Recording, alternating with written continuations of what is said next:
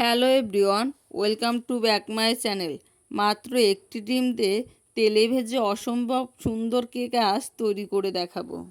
কেকগুলো খেতে হবে একদম নরম তুলতুলে। চা তৈরি হওয়ার আগে 10 মিনিটে তৈরি করে নিন এই নাস্তাটি। আর উপকরণগুলো আমাদের হাতের কাছেই পাওয়া যাবে। চলুন তাহলে রেসিপিটি দেখে নেওয়া যাক।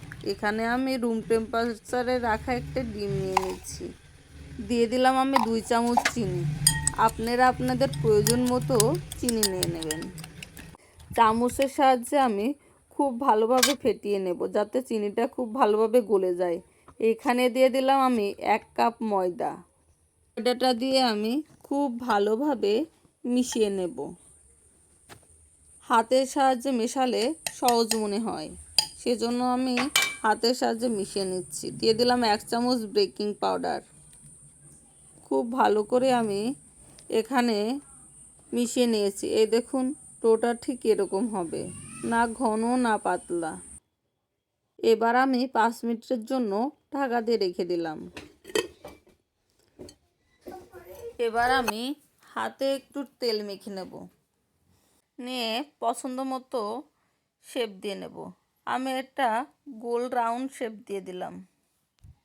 হাতে তেল মেখে নিলে শেপ দিতে কোনো ঝামেলাই হয় না, খুব সহজে যে কোনো শেপ দেওয়া যায় কেকের। এভাবে আমি সবগুলো কেকের শেপ দিয়ে নিলাম। এই কেকগুলো বানানো যেমন সোজা, খেতেও তেমন মজাদার হয় আর খুবই সহজে বানানো যায়। এবার কড়াইতে তেল যখন হালকা গরম হবে তখন আমি সময় নিয়ে উল্টে পাল্টে কেকগুলো ভেজে নেব। দেখুন কত সুন্দর কেক হয়ে গেছে, কি সুন্দর ফুলে গেছে।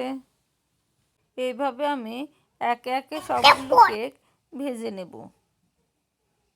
এই তেলে ভাজা কেকগুলো খেতে কিন্তু বেশ মজার হয়।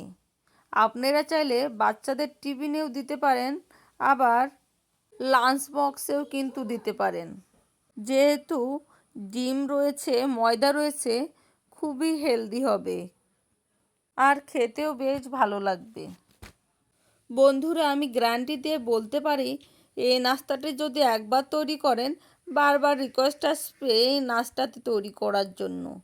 আমি তো বলবো 10 মিনিটেরও কম সময় লাগে এটি তৈরি করতে, আর এতটা সহজ যে কেউ এক দেখাতেই তৈরি করে নিতে পারবে। আর অনেক নরম তুলতুলে হয়। দেখুন ভিতর থেকে কত সুন্দর কুক হয়েছে। ভিডিওটি ভালো লাগলে লাইক কমেন্ট শেয়ার করে পাশে থাকবেন।